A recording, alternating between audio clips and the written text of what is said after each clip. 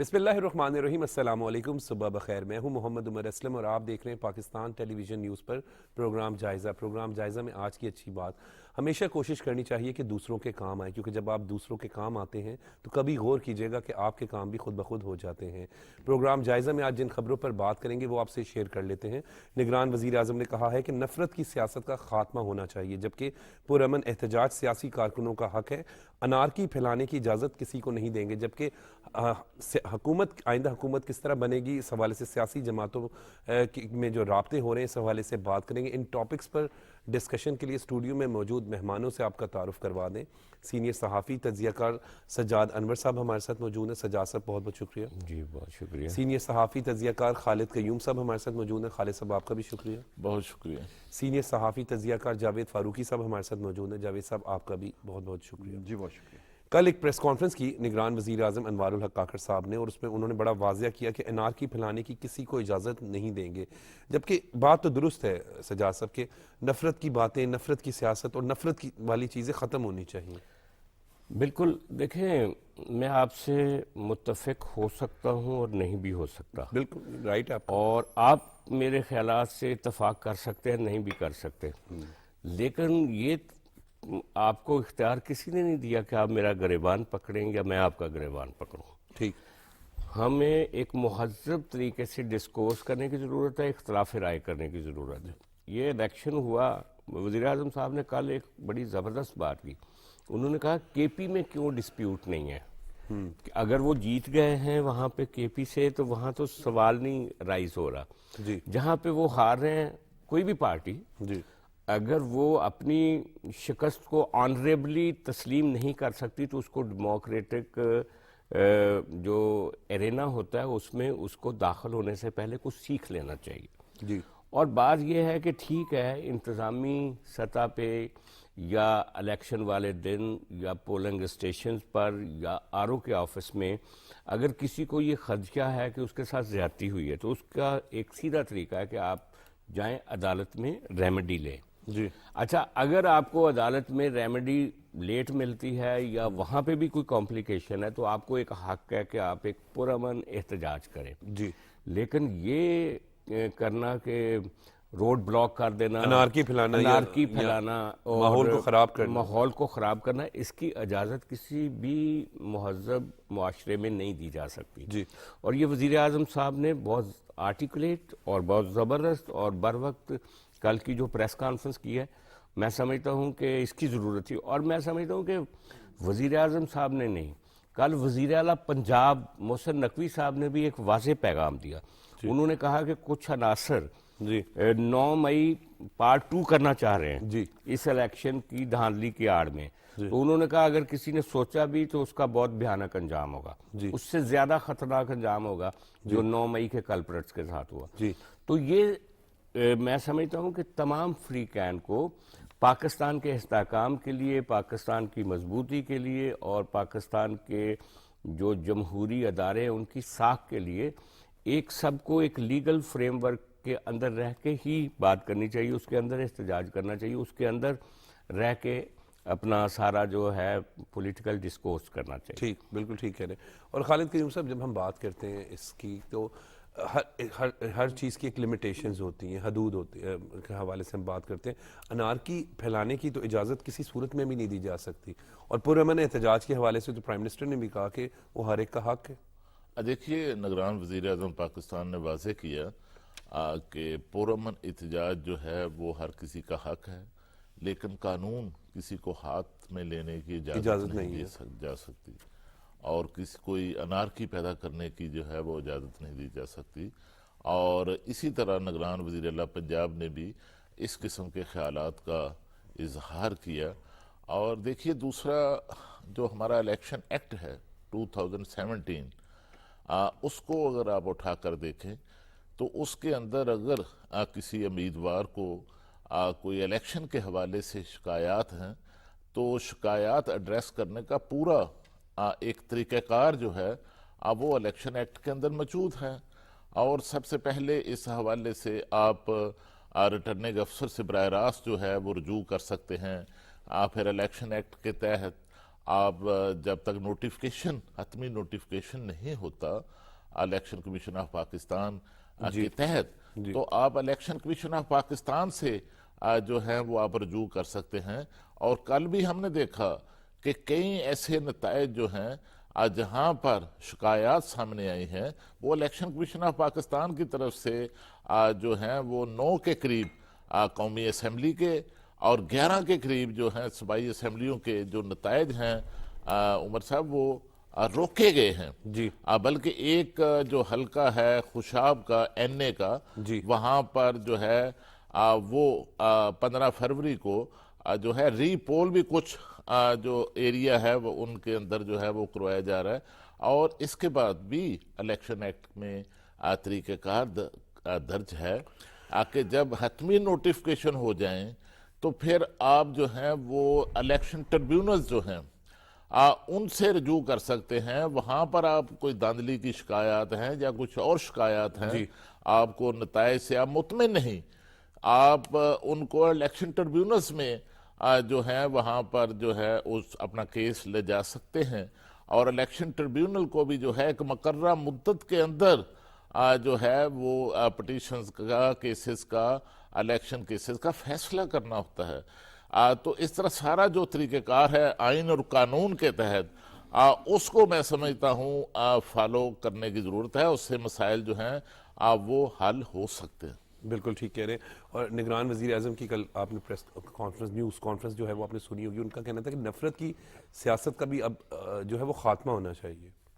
دیکھیں عمر بات یہ ہے کہ جمہوریت کا جو نظام ہے یہ بنیادی طور پر ہے ہی ایک بڑی مہذب سا اور شائستہ سا ایک یہ آئیڈیا ہے کنسپٹ ہے جس میں بنیادی تھیم جو ہے وہ یہی ہے کہ آپ جب ایک سوسائٹی تشکیل دیتے ہیں تو آپ یہ فیصلہ کرتے ہیں کہ ہم نے یہ سوسائٹی کن بنیادوں پر استوار کرنی ہے. خوبصورت ایک رشتہ قائم ہونا چاہیے دلائل کے ساتھ. کسی سے اگر گفتگو کرنی ہے تو کنونس کریں. بالکل بات تو درست تھی کہ کسی کا گریبان پکڑنے کا کسی کو کوئی اجازت نہیں. جی میں ادھر ہی آ رہا ہوں کہ ایک تو یہ ہے آپ کے لیے راستہ ہے کہ آپ یہاں پر کوئی آمرانہ نظام ہو بادشاہت ہو کسی ریاست کے اندر تو اس میں تو بڑی سمپل بات ہے کہ جس کی لاٹھی اس کی بھینس. جی جو طاقتور ہوگا وہ اس ملک کا سربراہ ہو جائے گا.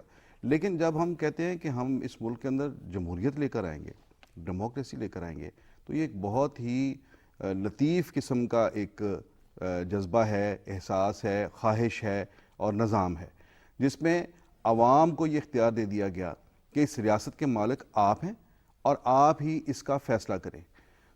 اس میں وہ جو ایک دوسرا اس کے پیرلل جو نظام آپشن جو موجود ہے کہ جس کی لاٹھی اس کی بھینس اس سے ہٹ کر ایک ہجوم کو ایک قوم کی شکل دینے کا یہ نظام ہے جی جس میں ایک پورا سسٹم دیا گیا کہ یہ الیکشن ڈیٹ اناؤنس ہوگی جی اس طرح سے جو ہے پولنگ سٹیشن ہوں گے آپ جا کر ووٹ ڈالیں گے اور اس کا جو نتائج نکلیں گے اس کے نتیجے میں حکومت جو ہے وہ تشکیل پائے گی. جی اچھا اگر ہم نے یہ تمام ایکسرسائز کرنے کے بعد پھر اپنے ووٹ کے ذریعے نہیں اپنی رائے کے ذریعے نہیں بلکہ گولی لاٹھی سے اور تشدد سے اپنی بات منوانی ہے تو پھر اس سارے کنسپٹ کو ہم میرا خیال ہے کہ اس کی نفی کر رہے ہیں.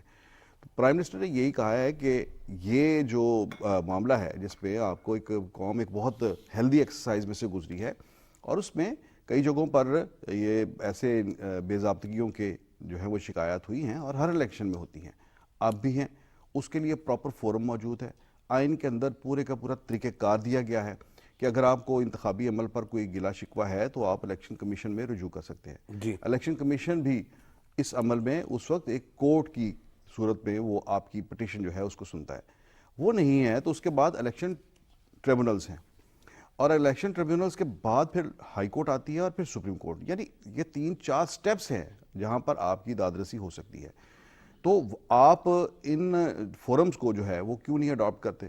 اب دیکھیں نا رات جو لاہور ہائی کورٹ سے جو فیصلے آئے ہیں اس میں یہی کہا گیا ہے کہ اپروپریٹ فورم جو ہے وہ الیکشن ٹریبونل ہے. جی اور پھر الیکشن کمیشن کو بھی یہ کہا گیا ہے بلکہ الیکشن کمیشن اب جا رہا ہے اس طرف کہ الیکشن ٹریبونلز جو ہیں وہ تشکیل دیے جائیں اور Lahore high court election tribunals جو ہے وہ تشکیل دے گی. تو معاملہ پھر وہی ہے کہ اگر آپ دست و گریباں ہو کر کوئی بات بنوانا چاہتے ہیں اپنا موقف پیش کرنا چاہتے ہیں نہ صرف پیش کرنا چاہتے ہیں بلکہ وہ منوانا بھی چاہتے ہیں جی تو بھائی یہ کون سی جمہوریت ہے؟ صحیح. آپ آدھا تیتر آدھا بٹیر نہ لے کر چلے نا, صحیح. یا سراسر ادھر ہو جائے یا پھر سراسر ادھر ہو جائے. ٹھیک ہے, آپ جمہوریت کی بات کرتے ہیں, آپ کا خیال ہے کہ اگر عوام نے آپ کو ووٹ دیے ہیں تو اس ووٹ کو ٹرانسلیٹ کرنے کا بھی ایک طریقہ ہے, صحیح. آپ اس کو فالو کریں. اور اس میں اگر کوئی بھی جو ہے وہ اپنی گفت و شنید سے آگے بڑھ کر فزیکلی کسی چیز کے اندر انوالو ہوتا ہے, جس کا کل چیف منسٹر پنجاب نے بھی اس چیز کا اظہار کیا, پرائم منسٹر نے بھی کیا, کہ اگر وہ اس طرح سے اپنی بات کو منوانے کی کوشش کرتا ہے تو یہ تو ظاہر ہے ریاست کے لیے یہ قابل قبول نہیں ہوگا. بالکل ٹھیک ہے. ای وی ایم کے ذریعے ووٹنگ کا فیصلہ بھی انہوں نے کہا کہ آنے والی حکومت کرے گی. ای وی ایم کے ذریعے جو ووٹنگ ہے یہ بہت بڑا ایک ڈیسیجن ہے, ٹھیک. بڑی بنیادی نوعیت کا. آپ کی جو الیکشن کی جو ایکسرسائز ہے اس میں آپ یہ کہیں کہ اگر آپ نے اسے ریفارم کرنا ہے, جی ہاں, الیکٹرانک ووٹنگ مشین, آپ نے اسے ریفارم کرنا ہے تو وہ ای وی ایم ہے.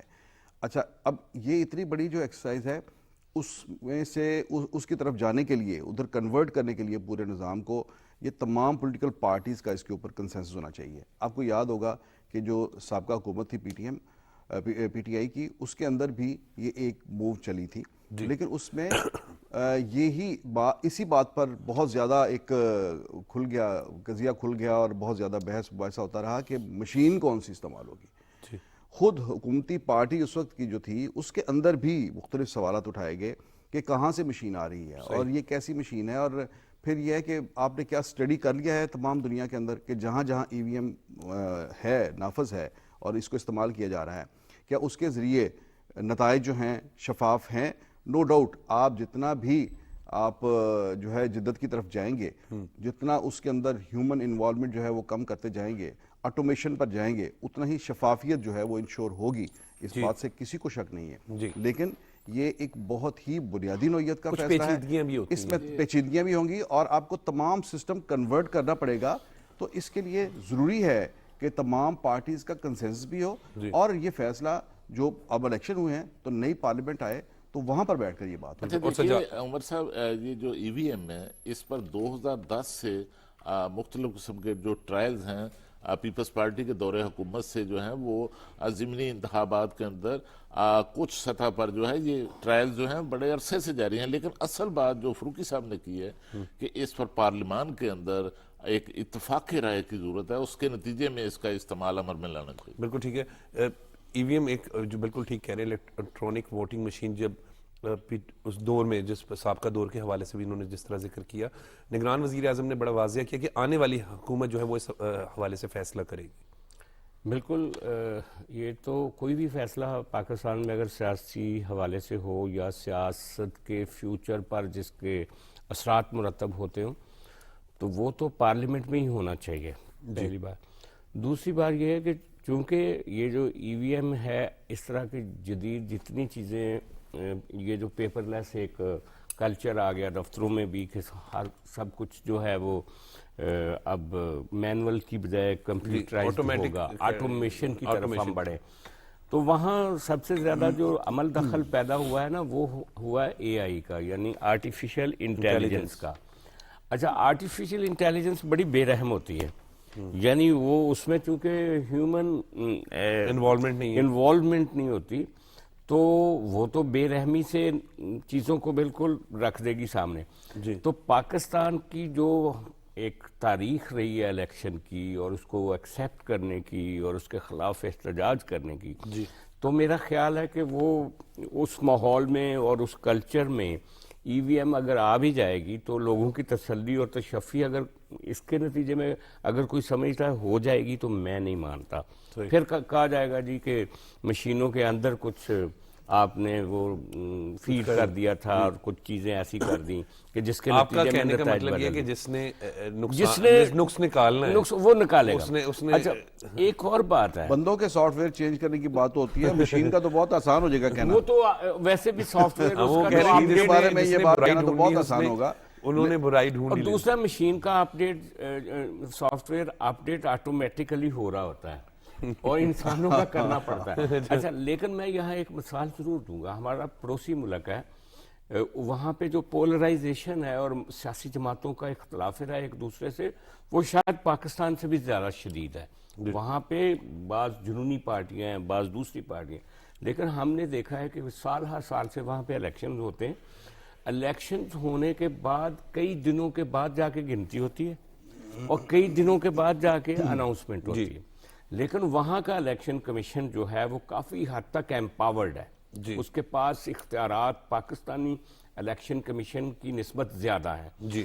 تو ضرورت ہے کہ ہمیں اپنا الیکشن کمیشن ایمپاورڈ کرنا چاہیے، کیونکہ وہاں پہ اگر 10 دن کے بعد گنتی ہوتی ہے نا، تو جب گنتی ہوتی ہے اور جب اناؤنسمنٹ ہوتی ہے ریزلٹس کی، تو ریئر چانس ہوتا ہے کہ کوئی اس پہ انگلی اٹھائے. تو کریڈیبلٹی بیسیکلی مشینوں سے زیادہ الیکشن کمیشن کے سسٹم کی بڑھانے کی ضرورت ہے. اور جب اناؤنس ہو جائے کہ اب الیکشن کی ڈیٹ طے ہو گئی، تو اس وقت پاکستان کا سارا انتظامی ڈھانچہ جو ہے وہ الیکشن کمیشن کے تابع ہونا چاہیے تاکہ وہ بااختیار ہو. سجاد، پروگرام کا سلسلہ بھی جاری ہے لیکن وقت ہو رہا ہے بریک کا.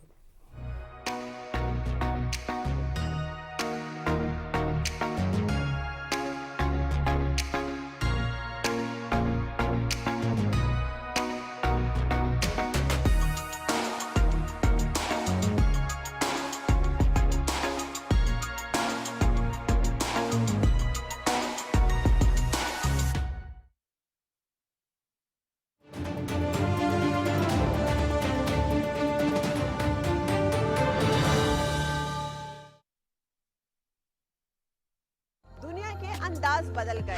اہم ایشوز کے اوپر ہم لوگ بات ہی نہیں کرتے. کہ دیکھنی ہے کہ اس کے پیچھے ذمہ دار کون ہے. یہی ہے نا پرابلم کہ ہمیں پتہ ہی نہیں ہے کہ ہم نے اپنی بات کو رکھنا کیسے ہے. کیا ہم نے خود کو بدلا؟ سر فہرست جو تجویز رکھنا چاہتا ہوں وہ ہے نصاب میں تبدیلی. سب سے میجر پرابلم ہم فیس ہی کرتے ہیں جب پیرنٹس آ کے کہتے ہیں کہ موبائل نے ہمارے بچے کی زندگی تباہ کر دی. Paedophilia is the main issue as well these days جو اجاگر ہو رہا ہے. مہذب معاشرے اعلیٰ اخلاقی اقدار کو فروغ دیتے ہیں جس سے ایک مہذب قوم کا وجود سامنے آتا ہے. باہر کی دنیا وہی دیکھے گی جو آپ کا اصل چہرہ ہے. پہلے آپ تو دیکھیں کہ آپ اپنی ذمہ داری ادا کر رہے ہیں کہ نہیں کر رہے. وہ کون سے موضوع ہیں جن پر بات کرنا بہت ضروری ہے اور اگر ابھی بات نہ کی تو بہت دیر ہو جائے گی. جس سمت میں وہ لے جانا چاہتے تھے بدقسمتی سے ہم اس سمت میں بعد میں جا نہیں سکتے. دیکھیے پروگرام مہذب دنیا کے سنگ اپنی ہوسٹ سارا خان کے ساتھ صرف پی ٹی وی نیوز پر.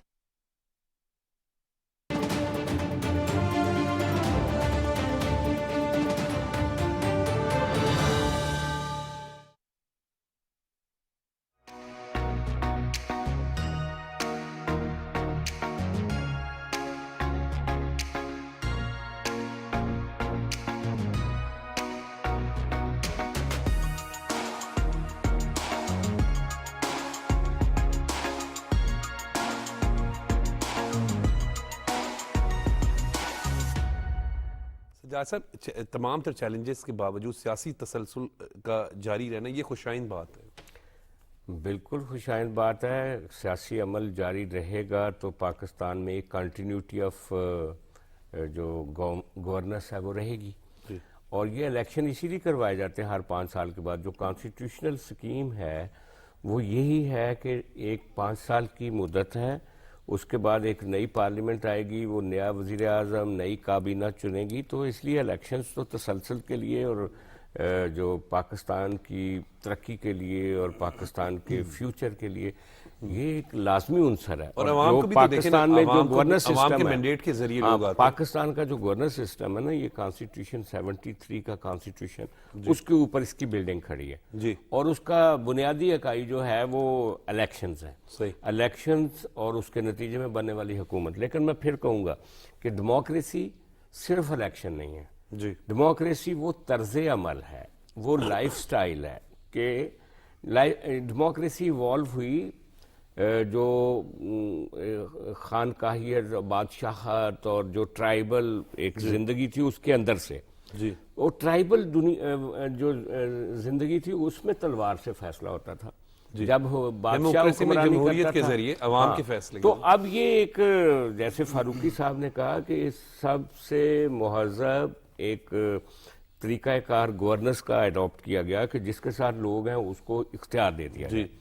تو اس لیے یہ جو ڈیموکریسی ہے اس کے جو اندر الیکشن کے بعد کی جو اس کے روایات ہیں اور جو اس کی یعنی کہ جو اس کا سٹرکچر ہے وہ یہ ہے کہ ایک دوسرے کو برداشت کرنا. جی آپ میرا پوائنٹ آف ویو جو ہے اس سے سنیں، ایگری کریں یا دلائل- نہ کریں دلائل- لیکن اس کو سنیں بالکل اور میں آپ کے Point of view کو پوائنٹ سنیں. آف ویو کو سنوں اور یہ انڈرسٹینڈنگ ہی ڈیموکریسی ہے. تو ڈیموکریسی صرف ووٹ پا دینے سے مہر لگا دینے سے نہیں ہے اور اس کے بعد ایک دوسرے کو جھگڑا لڑائی یہ وہ مار کٹائی، یہ ڈیموکریسی نہیں ہے. بالکل ٹھیک. اس سے نقصان ہوتا ہے اداروں کو، اس سے نقصان ہوتا ہے گورننس سسٹم کو، ڈیسٹیبلائزیشن پھیلتی ہے اور اس کے نتیجے میں اکانومی سفر کرتی ہے. بالکل. اور بالکل بات تو اب ہم تمام تر جب چیلنجز دیکھتے ہیں خالد قیوم صاحب تو اس کے باوجود سیاسی تسلسل کا جاری رہنا یہ خوشائن بات ہے. دیکھیے اس وقت پاکستان کے جو اقتصادی حالات ہیں، معاشی حالات ہیں،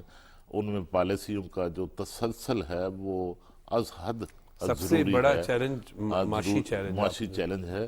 اور جب تک سیاسی استحکام نہیں ہوگا اس وقت تک معاشی استحکام جو ہے وہ نہیں ہوگا. اور پاکستان کو معاشی استحکام کی بہت ضرورت ہے. جس قسم کے اکنامک چیلنجز جو ہیں ان کا ہمیں سامنا ہے. اگر آپ مسلم لیگ نون کا منشور اٹھا کر دیکھیں تو اس میں سر فہرست جو ہے ان کا جو ٹاپ ایجنڈا ہے منشور کے اندر وہ اکنامک ایجنڈا جو ہے وہ نون لیگ کی طرف سے دیا گیا ہے.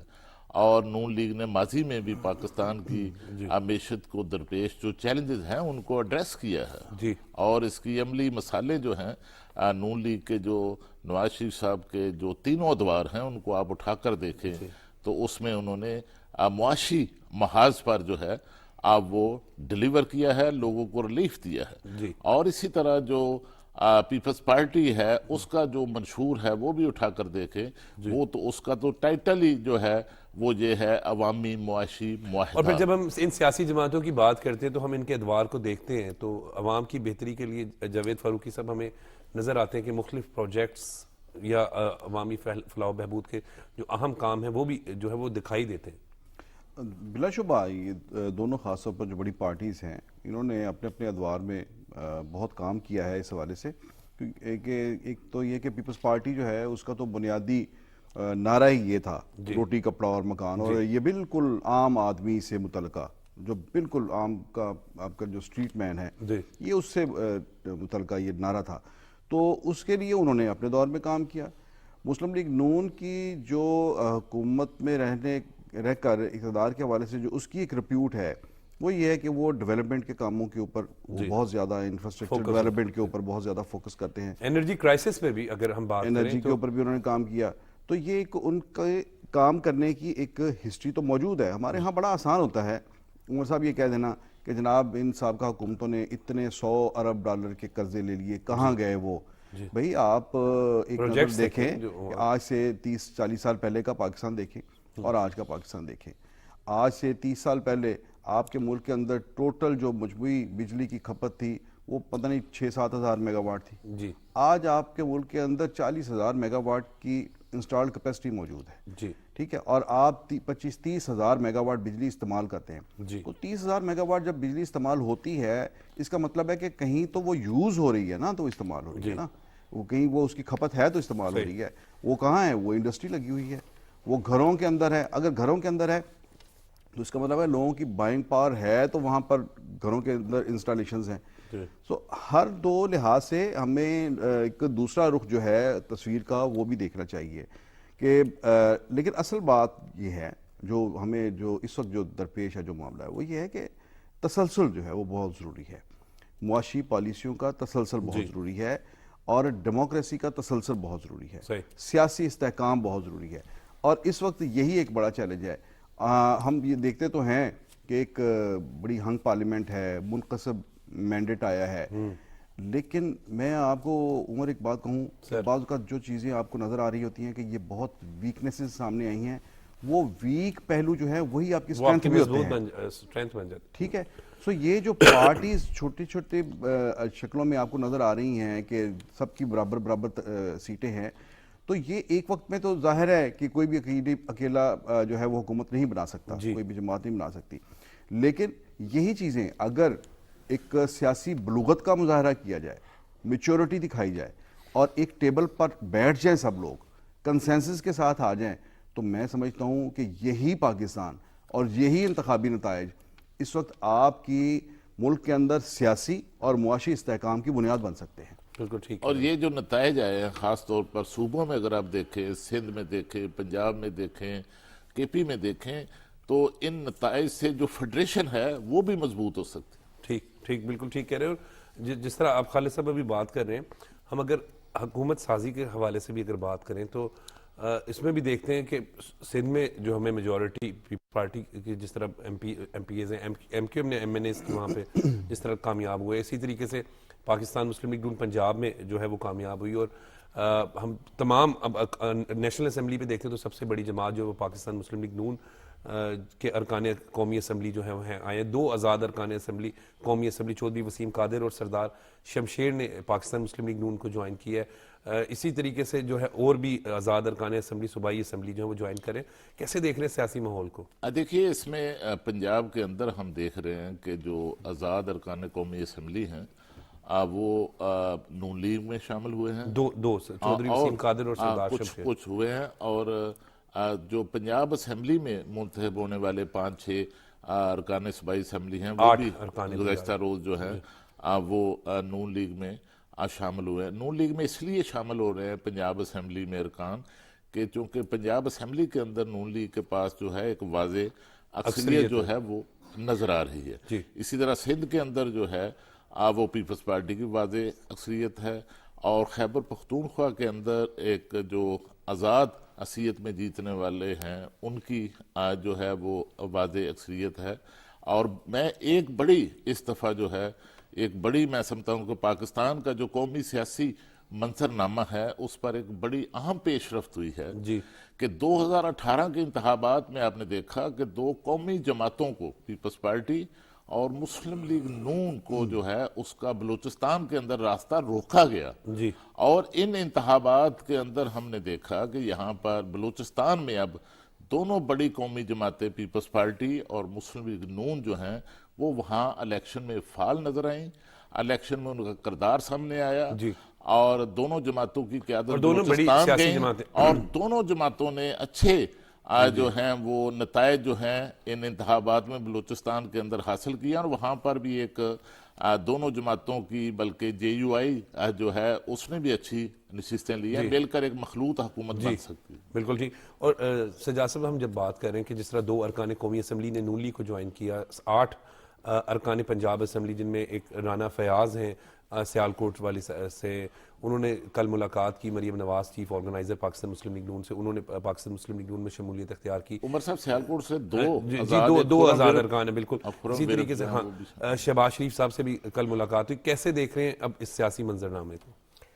دیکھیں میں سمجھتا ہوں کہ یہ جو کہا جا رہا ہے نا کہ ایک مخلوط گورنمنٹ بننے جا رہی ہے، کیونکہ میں سمجھتا ہوں کہ انڈیپینڈنس کے اوپر کوئی قدغن نہیں ہے کہ وہ کس پارٹی میں جا سکتے ہیں قانونی طور پہ، کس میں نہیں. تو میں تو دیکھ رہا ہوں کہ آنے والے دنوں میں شاید ایک قومی حکومت بننے جا رہی ہے. وجہ یہ ہے کہ پاکستان کے جو چیلنجز ہیں وہ تفرقے کو اور زیادہ پولرائزیشن کو اب برداشت نہیں کر سکتے.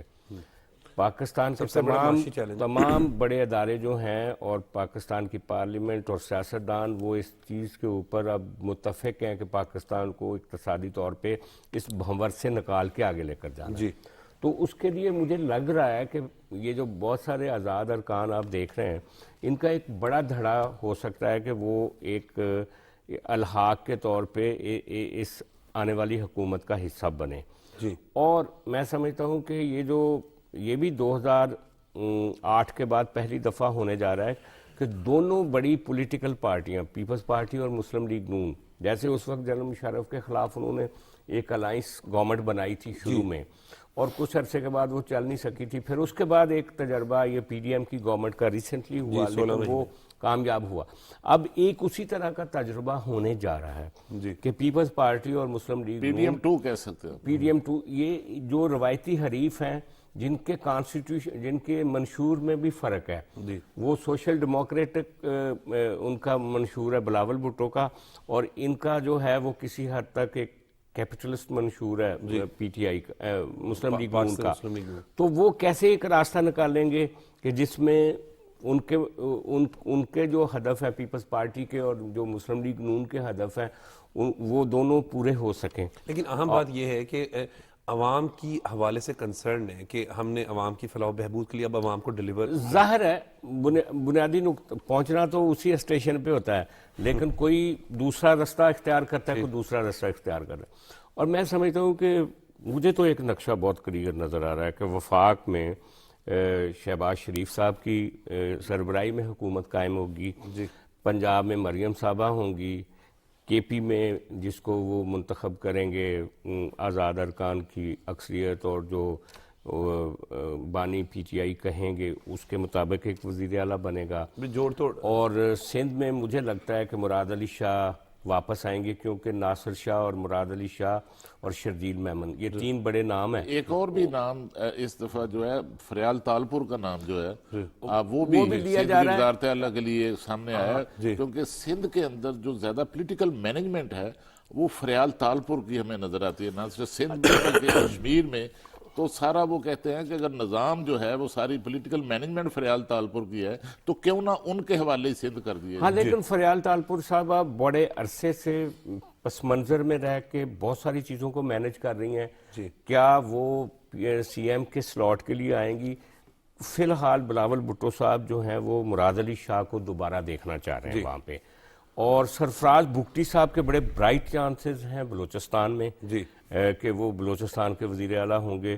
وہ پیپلز پارٹی کے بھی کینڈیڈیٹ بن سکتے ہیں. کل آپ نے دیکھا ہوگا کہ سی سی کے اجلاس کے بعد وہ پریس کانفرنس میں بھی بڑے نمایاں نظر آ رہے تھے, کافی متحرک ہیں وہ, اور وہ ان کو سپورٹ بھی حاصل ہے مختلف کوارٹرز کی طرف سے بھی. اور بلوچستان میں بھی بطور وزیر داخلہ اور اس کے بعد بھی ان کی ایک اچھی خاصی ایک حلقہ ہے بلوچستان کے اندر بھی ان کے فرینڈز کا. تو مجھے لگتا ہے کہ وہ وزیر اعلیٰ ہوں گے. تو اس کے ساتھ ساتھ میں سمجھتا ہوں کہ ایم کیو ایم ایک تیسری بڑی پارٹنر ہوگی. اب ایم کیو ایم کے پیپلز پارٹی کے ساتھ سندھ میں بڑے اختلافات ہیں. خبریں تو یہ آ رہی ہیں کہ میاں صاحب نے ان سے کہا ہے, جو کل ملاقات ہوئی جاتی عمرہ میں, پرسوں ملاقات کے, اس میں ان سے کہا ہے کہ ہم پیپلز پارٹی کے ساتھ مسلم لیگ نون جو ہے وہ ان کا کوئی نہ کوئی درمیان میں کوئی مسالت کرائے گی. اچھی بات یہ ہے کہ چلیں سجا صاحب, بات اچھی یہ ہے کہ گفتگو کے ذریعے جو ہے وہ ڈائلاگ کے ذریعے, اور وہ جو ہم بات کر رہے تھے جو ہمارا پہلا ٹاپک تھا برداشت کے ذریعے ایک دوسرے کو جو ہے مسائل کو حل کیا جا رہا ہے. جاوید فاروق. اور لیکن یہ ہمارے اس سال یہ جو الیکشن کا مینڈیٹ ہے اس نے مجبور بھی کیا ہے سیاسی جماعتوں کو کہ وہ مصالحت کریں, کیونکہ سیاسی جماعتوں کے تیور اس سے پہلے ٹھیک نہیں تھے. بلاول بھٹو صاحب کی لفظوں کی گولہ باری تو سیاست اور میاں نواز شریف اور مریم صاحبہ نہیں, اگر کسی کے پاس بھی اکثریت ہوتی, دیکھیں یہ لوگوں نے وقت کے جبر نے اور جو مینڈیٹ آیا ہے اس کے تناسب نے مجبور کیا ان سیاسی جماعتوں کو. لیکن اس گفتگو کے دوران بھی مجھے یاد ہے کہ کوئی ایسے ہارش ورڈز یوز نہیں, میں ہارش ورڈ کی بات نہیں کر رہا, ایک گفتگو ہوتی ہے جب ظاہری بات ہے. میں سیاسی موقف کی بات کر رہا ہوں کہ بلاول صاحب کا کہنا تھا کہ ہم ان کے ساتھ کولیشن میں نہیں جائیں گے, اور میاں صاحب کہہ رہے تھے کہ توبہ کریں, کوئی میاں صاحب بعض باتیں جو ہے نا, بعض باتیں جو ہیں وہ الیکشن سے پہلے کی ماحول ایک علیحدہ ہوتا ہے, ڈیفرنٹ ہوتا ہے. یہ پری الیکشن اور پوسٹ الیکشن جو ہے فاروقی صاحب یہ پالیٹکس بھی ڈیفرنٹ ہوتی ہے, الیکشن کی گفتگو اور ماحول فاروقی صاحب میں صرف یہ کہہ رہا ہوں کہ جو الیکشن کے نتائج ہیں وہ مجبور کرتے ہیں سیاسی جماعتوں کو ایک نئے ریلیشن شپ قائم. لیکن اگر آپ دیکھیں عمر صاحب کے الیکشن کمپین کے دوران بھی بلاول بھٹو میں ایسے سخت الفاظ نہیں, ایسے ذاتی حملے نہیں تھے, سیاسی اختلاف کی طرح ذاتی حملے جو ہیں. میرا پوائنٹ یہ جاوید فاروقی صاحب, جی آپ اس ساری سیاسی صورتحال پر کیا؟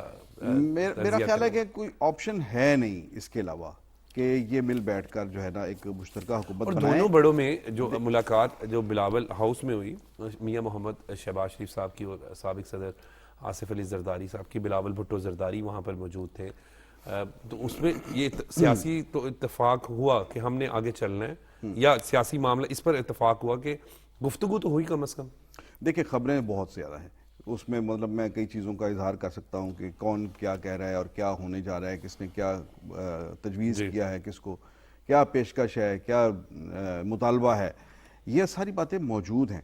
لیکن اصل بات یہ ہے کہ اس وقت پولیٹیکل پارٹیز یہ سوچ رہی ہیں, دونوں یہ بڑی پولیٹیکل پارٹیز پیپلز پارٹی اور مسلم لیگ نون، لوگ انہی سے توقع کر رہے ہیں کہ ان کی ایک پہلے بھی اکٹھا مل کر چلنے کی ایک ہسٹری ہے اور ایک ایکسپیرینس موجود ہے. دونوں بڑی سیاسی جماعتیں. ہاں، اسی ایکسپیرینس کی روشنی میں یہ بھی ایک دوسرے کے ساتھ مل بھی رہے ہیں، یہ خود بھی ایک دوسرے سے مل رہے ہیں، اور لوگ بھی یہ توقع کر رہے ہیں کہ شاید یہی ہمیں سیٹ اپ جو ہے مستقبل میں دیکھنے کو ملے. لیکن دونوں طرف سوچ کیا پائی جا رہی ہے؟ میں آپ کو جو اندر کی بات ہے وہ یہ ہے کہ کیا ہم یہ حکومت اس طرح سے ایک مخلوط حکومت لے کر کہیں ہمیں سیاسی طور پر کوئی نقصان تو نہیں ہوگا؟ جی مثلا سیاسی طور پر نقصان کیسے ہوگا کہ ملک کے جو معاشی حالات ہیں، جو چیلنجز ہیں، اگر ہم ان کو عوامی توقعات کے مطابق اتنی سپیڈ سے ہم ان کے اوپر کام نہ کر سکے، پبلک کو جو ہم نے الیکشن کمپین میں جو وعدے کیے ہیں اس قدر ہم ریلیف نہ دے سکے، اور معیشت اتنی تیزی سے اتنی جلدی پٹری کے اوپر نہ چڑھی،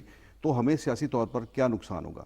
دیکھیں، پی ڈی ایم کی جو 16 ماہ کی حکومت تھی، آج بھی یہ جو انتخابی نتائج آئے ہیں، یہ خود مسلم لیگ نون کے اندر یہ بات یہ کہی جا رہی ہے کہ ہمیں ہمارے اندازوں سے کم اگر سیٹیں ملی ہیں تو اس کی وجہ ہماری 16 ماہ کی حکومت ہے. جبکہ وہ پی ڈی ایم کی گورنمنٹ میں سخت فیصلے، جی ہاں، کہ اس کے اندر ہم نے مشکل فیصلے لیے، وہ مشکل فیصلے لیے.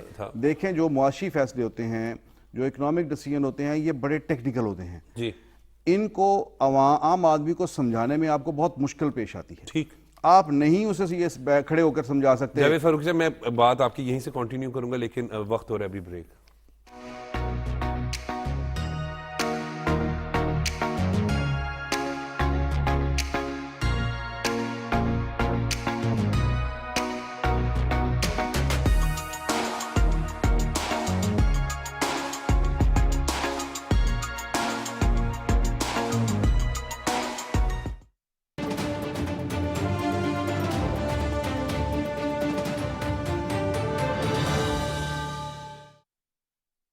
زارا الرٹ، بچوں کی گمشدگی یا اغوا کی صورت میں وقت ضائع کیے بغیر فوراً زارا ہیلپ لائن 1099 یا روشنی ہیلپ لائن 1138 پر رابطہ کریں.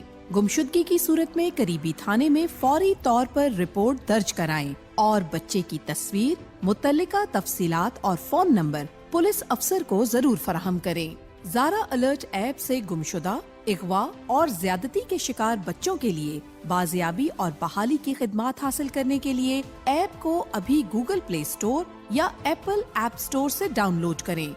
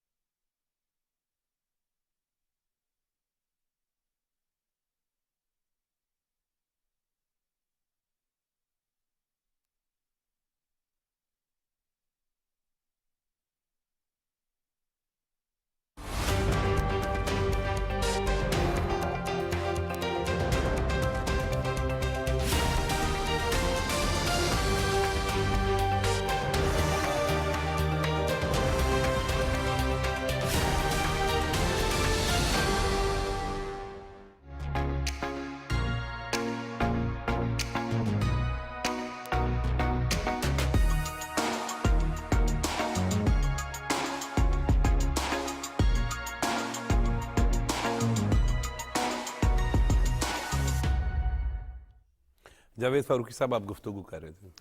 میں یہی کہہ رہا تھا کہ اس وقت دونوں پارٹیز جو ہیں نا، وہ انفیکٹ ایک ساتھ ساتھ تذبذب کا شکار بھی ہیں، کہ وہاں پر کلیئرٹی نہیں ہے، اور وہ ایک سمجھیں کہ سیاسی طور پر ایک تحفظات کا شکار ہیں کہ یہ حکومت اگر ہم لے لیتے ہیں اور اس میں وہ بھی حکومت ایک مخلوط حکومت میں ہم شامل ہو جاتے ہیں تو اس کے ہمیں سیاسی طور پر فائدہ ہوگا یا نقصان ہوگا. مثلا اگر ہم عوام کے ساتھ جو وعدے کیے ہوئے ہیں وہ اگر پورے نہیں کرتے تو جیسے میں پہلے کہہ رہا تھا کہ مسلم لیگ نون میں یہ واضح طور پر ان کی طرف سے یہ بات ہم نے سنی بھی کہ ہمیں، اگر ہم نے کہا تھا ہم 120-30 سیٹیں جو ہیں وہ جیتیں گے، اگر ہم اتنی سیٹیں نہیں جیت سکے تو اس کی بنیادی وجہ ہماری 16 ماہ کی حکومت ہے، جس میں ہم نے مشکل فیصلے لیے. اور مشکل فیصلے جو ہوتے ہیں جبکہ وہ فیصلے بڑے اہم بھی تھے، بڑے اہم وہ تھے، نہ کرتے، بڑے اہم تھے، اس گورنمنٹ کو ایک کریڈٹ جاتا ہے کہ اس نے ملک کو ڈیفالٹ ہونے سے بچایا پی ڈی ایم۔ سر وہ ایسے اہم فیصلے تھے کہ اس کے بغیر آپ آگے ایک قدم نہیں آگے چل سکتے تھے، لیکن عام آدمی کو نہیں یہ سمجھایا جا سکتا اتنی جلدی سے، آپ اسے یہ ٹیوشن نہیں پڑھا سکتے کہ یہ جناب ہم نے یہ کیا تو اس سے یہ اشاریہ ٹھیک ہوئے، یہ کیا تو یہ ٹھیک ہوا، گورنمنٹ کی جو تھی بیلنس شیٹ یہاں پر گئی، عام آدمی تو کہتا بھائی میری بیلنس شیٹ کہاں گئی وہ بتاؤ نا، تو اس کا امپیکٹ آتا ہے آپ کو سیاسی طور پر، وہ ٹرانسلیٹ ہوتا ہے آپ کی پاپولیرٹی کے اوپر اثر انداز ہوتا ہے۔ تو یہ دونوں طرف یہی سوچ پائی جا رہی ہے۔ مسلم لیگ نون یہ کہتی ہے کہ ہم نے اگر وعدہ کیا تھا کہ اس کو ایشین ٹائیگر بنا دیں گے، وہ تو ہم نے یہ کہا تھا کہ اگر ہمیں پورا مینڈیٹ ملے گا تو ہم ایشین ٹائیگر بنا دیں گے۔ اب ہم تو اگر ہمارے ساتھ کوئی الائی پارٹی ہوگی تو ہم تو اپنی پالیسیز جو ہیں وہ اس طرح سے امپلیمنٹ نہیں کر سکیں گے۔ Same cases with Peoples Party, وہ یہ کہتے ہیں کہ اگر ہم ان کے ساتھ مل گئے تو ان کا کیا مسئلہ ہے؟ ان کا مسئلہ یہ ہے کہ پچھلے 3-4 سال سے، اور خاص طور پر اس الیکشن میں آپ نے دیکھا، ان کی خواہش ہے کہ ہم پنجاب کے اندر کم بیک کریں۔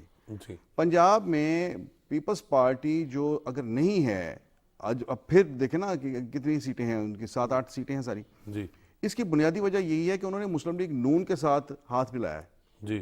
وہ جب ہاتھ ملایا جو صلح کی، تو وہ اس کی وجہ سے پنجاب کے اندر وہ سیاسی طور پر پنجاب میں اسٹرینتھ کے حوالے سے اگر ہم بات کریں تو مسلم لیگ نون اکثریت میں بھی ہے، اور ہمیشہ اگر ماضی بھی دیکھیں، میں بات مکمل کر لوں، مختصر بات ہے۔ اب پیپلز پارٹی کی اصل خواہش یہ ہے کہ یا تو حکومت ہم بنائیں کہ یہ پیپلز پارٹی لیڈ گورنمنٹ ہو، تو پھر ہم اس کا سارا بوجھ بھی اٹھائیں، ادروائز یہ ہے کہ ہم اپوزیشن میں بیٹھیں، ٹھیک ہے، لیکن نمبرز ایسے ہیں کہ وہ ان کے پاس بھی راستہ نہیں ہے حکومت سے باہر رہنے کا، کیونکہ اگر پی ٹی آئی نے یہ اعلان کر دیا ہے کہ ہم اپوزیشن میں بیٹھیں گے، تو پی ٹی آئی آلریڈی اگر اپوزیشن میں بیٹھی ہے تو پیپلز پارٹی وہاں پر بیٹھ کر کیا کرے گی، اور پھر باقی ریسٹ آف دا ممبرز جو ہیں وہ تو نمبر ہی پورا نہیں ہوتا حکومت سازی کے لیے۔ سو اس لیے یہ ایسے سمجھے کہ ایک دوسرے کی مجبوری بن گئی ہیں یہ پارٹیز، اور انہیں بیٹھ کر کوئی نہ کوئی فیصلہ کرنا پڑے گا۔ اور ہم جب دونوں پارٹیوں کے حوالے سے بات کرتے ہیں تو ایک تو اچھی بات ہے کہ دونوں کے بڑے جو ہیں وہ بیٹھے ہوئے ہیں، اور جو بڑے ہیں دونوں سیاسی جماعتوں کے، وہ بڑے ذہین بھی، سمجھدار بھی ہیں، پر امید بھی ہے کہ کوئی اچھے بہتر فیصلے ہوں گے۔ جی ہاں بالکل، دونوں بڑی میچور لیڈرشپ ہے۔ آصف علی زرداری دیکھیں ملک کے صدر رہے ہیں، نواز شریف پچھلے 40 سال سے پاکستان کی سیاست میں ہیں، 3 بار وزیر اعظم رہے ہیں، اس سے زیادہ میچورٹی، اس سے زیادہ ایکسپیرینس اور کیا ہوگا؟ مولانا فضل الرحمان ہے، اب میرا خیال ہے کہ جو مولانا مفتی محمود کا جس طرح سے نام لیا جاتا تھا، اب اتنی عمر ہی ان کی بھی ہو گئی ہے، ٹھیک ہے، اور کتنے الیکشن لڑوائے ہیں۔ سو اس وقت میں یہ سمجھتا ہوں کہ پولیٹیکل لیڈرشپ کے حوالے سے آپ کے پاس کوئی کرائسس نہیں ہے، ضرورت صرف پولیٹیکل ول کی ہے، صحیح، وہ یہ دکھائیں، اور وہ نظر بھی آ رہی ہے، کیونکہ میاں محمد نواز شریف کی جو اسپیچ تھی ماڈل ٹاؤن مسلم لیگ نون سیکریٹریٹ والی، اس میں انہوں نے کہا کہ اب 10 سال ہمیں چاہیے کہ ہم، اور انہوں نے کہا کہ سب کو لے کر چلنا ہے، جو اچھی بات میاں محمد نواز شریف صاحب کی تھی ہے، سب کو لے کر چلنا ہے۔ بات درست ہے، جو چیلنج ہیں پاکستان کے وہ اسی طرح کے ہیں کہ ایک اتحاد کی ضرورت ہے پاکستان میں، پولیٹیکل ایک ریکنسلیشن کی ضرورت ہے۔ میں تو یہاں تک کہتا ہوں کہ ایک لارجر جو نیشنل ایجنڈا ہے اس پہ ساری پولیٹیکل پارٹیوں کو متفق کروانے کی ضرورت ہے، اور جو لیڈرشپ کا کرائسس یہی ہوتا ہے۔ دیکھیں میں آپ کو بتاؤں، ذوالفقار علی بھٹو جب وزیر اعظم بنے تھے تو بہت بڑی پولرائزیشن تھی رائٹ اور لیفٹ کی، آج کی پولرائزیشن سے زیادہ شدید تھی، تمام مذہبی جماعتیں ذوالفقار علی بھٹو کی شدید مخالف تھیں، لیکن جب 73 کا کانسٹیٹیوشن انہوں نے بنانے کے لیے ایفرٹ شروع کی تو انہوں نے تمام پولیٹیکل پارٹیوں کے اس ڈاکومنٹ پہ سائن کروائے، ان سے اتفاق رائے حاصل کیا، سب کو آن بورڈ، اور یہ بہت مشکل ٹاسک تھا کہ وہ لوگ جو ایک دوسرے کو خود کا دشمن سمجھتے تھے ان کو ایک ٹیبل پہ لانا، ان کی مرضی کے مطابق چیزوں کو کر کے اور سب کے سائن کروانا۔ اور پھر دوسرا کام جو کیا وہ آصف علی زرداری نے کیا، جو ہماری 18ویں ترمیم ہے، یہ ایک طرح سے جو کانسٹیٹیوشن میں بہت ساری ڈسٹورشن ہوئی تھی زولا کے دور میں اور اس کے بعد ان کو صاف کیا، اور جو کانسٹیٹیوشن کی کمٹمنٹ تھی 73 کی صوبوں کو پاورز دینے کی، اس کے اوپر اور ابھی بھی اگر ہم تمام پولیٹیکل پارٹیوں کو، میں جو بات کر رہا تھا بالکل میری پوری کمپلیٹ بات، انہوں نے بھی, آصف علی زرداری صاحب نے بھی, جتنی پولیٹیکل پارٹیاں پارلیمنٹ کے اندر تھیں ان کو ایک نقطے کے اوپر لا کے سب کے سائن کروایا 18ویں ترمیم پہ. بالکل ٹھیک ہے. تو آج بھی ضرورت ہے چارٹر آف اکانومی کے لیے, اور یہ وہ تمام پولیٹیکل پارٹیوں کو ایک چارٹر بنایا جائے اور اس پہ سب. اچھا, یہ جو جس چارٹر آف اکانومی کی آپ بات کریں, 2018 کا وقت اگر ہمیں یاد ہو, زیادہ پرانی بات نہیں ہے, میاں محمد شہباز شریف اس وقت اپوزیشن لیڈر قومی اسمبلی منتخب ہوئے, بڑی سمجھدارانہ اور میچور انہوں نے اس وقت تقریر کی ایز بینگ اپوزیشن لیڈر. انہوں نے کہا مخالفت ہے, سارا کچھ ہے, لیکن سب سے پہلے پاکستان ہے. ایز بینگ اپوزیشن لیڈر ذہن میں رکھیں, اس وقت 2018 میں انہوں نے کہا کہ آئیں ہم چارٹر آف اکانومی پر بات کرتے ہیں. یہ 2018 کی میں آپ کو بات کروں کہ اس وقت کے شہباز شریف جو بعد میں پی ڈی ایم گورنمنٹ میں پرائم منسٹر بنے, تو یہ ایک وہ وقت کی ضرورت ہے کہ ہم جب شہباز شریف صاحب کا ذکر ہوتا ہے یا پاکستان مسلم لیگ نون کا ذکر ہوتا ہے تو ہمیں وہ نظر آتا ہے کہ وہ ول ہے وہ اس میں کہ وہ معاشی مسائل کو حل کرنا چاہتے ہیں, یا وہ اندازہ ہے کہ اس وقت کس طرح کے جو ہے وہ معاشی چیلنجز کا سامنا کرنا پڑ رہا ہے. میں آپ کو بتاؤں کہ یہ موقع ہے مسلم لیگ نون کو لیڈرشپ میں ریا وفاق میں, یہ موقع ہے کہ چارٹر آف اکانومی کے لیے ایک اس طرح کی فضا بنائی جائے اس پہ تو نواز شریف نے, میاں نواز شریف صاحب نے ذکر بھی کر دیا, ساری پولیٹیکل پارٹیوں کو متفق کریں, اور یہی سب سے بڑا چیلنج. بالکل, اور یہی بات میاں محمد نواز شریف صاحب نے شہباز شریف کے حوالے سے کہی کہ میں نے شہباز شریف کو کہوں گا یہ الیکشن سے سیکنڈ ڈے کی بات. اچھا دیکھیے عمر صاحب, شہباز شریف صاحب نے نہ صرف پارلیمنٹ کے فلور پر بطور اپوزیشن لیڈر یہ اس وقت کی حکومت کو, اس وقت کے وزیر اعظم کو چارٹر آف اکانومی کی پیشکش کی, بلکہ بلاول بھٹو زرداری نے بھی پارلیمنٹ کے فلور پر شہباز شریف صاحب کی اس پرپوزل کو انڈورس کیا. اور حتیٰ کہ شہباز شریف صاحب جب نیب کی زیر حراست تھے اس وقت بھی, اس دوران بھی جو ہے جب انتقام پی ٹی آئی کی حکومت ان سے لے رہی تھی, اس وقت بھی چارٹر آف اکانومی کی ان کی طرف سے جو ہے وہ بات کی گئی. اور میں سمجھتا ہوں کہ اس وقت اگر آپ نون لیگ کا منشور اٹھا کر دیکھیں تو جو ایک طرف تو معاشی ایجنڈا اور دوسرا جو چارٹر آف ڈیموکریسی کا انفینشڈ ایجنڈا ہے, جس میں آئین کا جو آرٹیکل 62-63 ہے اس کو بھی بدلنے کی جو ہے وہ نون لیگ کی طرف سے بات کی گئی ہے. اور اسی طرح جو این ایف سی ایوارڈ ہے اور نیب کا جو خاتمہ ہے, اس حوالے سے بھی ریفارمز کی بات کی گئی ہے. تو مجھے لگتا ہے ایک جملہ اگر اجازت تو ایک جملہ کہ مجھے لگتا ہے کہ اب یہ جو نئی پارلیمنٹ آئے گی اس میں پیپلز پارٹی اور نون لیگ مل کر نئی ریفارمز جو ہیں وہ پارلیمنٹ میں لائیں گے. جاوید فاروقی صاحب. عمر صاحب, اس وقت ایک آپ کا جو ملک کا سب سے نوجوان جو پولیٹیشین ہے, جو بلاول بھٹو کی میں بات کر رہا ہوں, وہ جو بات کر رہے ہیں میرا خیال اسے بھی غور سے سننا چاہیے. وہ بات کر رہے ہیں ایک یونٹی گورنمنٹ کی, اور اس میں کل بھی سینٹرل ایگزیکٹو کمیٹی کی میٹنگ تھی, اس میں بھی یہ بات انہوں نے کہی ہے, اور وہ یہ کہہ رہے ہیں کہ تمام پارٹیز کے ساتھ بلا تفریق بیٹھ کر بات ہونی چاہیے, اور اس کے لیے وہ کمیٹی بھی فارم کر رہے ہیں. یہی بات میاں محمد اس مسئلے کا حل بھی یہی ہے. نواز شریف نے بھی اپنی سپیچ میں یہی کہا کہ سب کو آن بورڈ لیں, سب کو آن بورڈ لیں, یہی مسئلے کا. ٹائم ختم ہو رہا ہے, آپ کی گفتگو وہ جاری ہے لیکن ٹائم ختم ہو رہا ہے. بہت بہت شکریہ سجاد صاحب آپ کا, بہت بہت شکریہ خالد صاحب آپ کا, اور بہت بہت شکریہ جاوید فاروقی صاحب آپ کا. آپ لوگوں نے اپنا قیمتی وقت دیا. ناظرین, آج کے پروگرام میں آئندہ حکومت کس طرح بن رہی ہے, سیاسی جماعتوں کے رابطوں پر گفتگو ہوئی. نگران وزیر اعظم انوار الحق کاکڑ صاحب کی گزشتہ روز جو پریس کانفرنس تھی اس میں کیا گفتگو کی گئی, اس پر ڈسکشن کی گئی. آج کے پروگرام کے لیے بس اتنا ہی. مجھے اجازت دیں, دیکھتے رہیں پاکستان ٹیلی ویژن نیوز.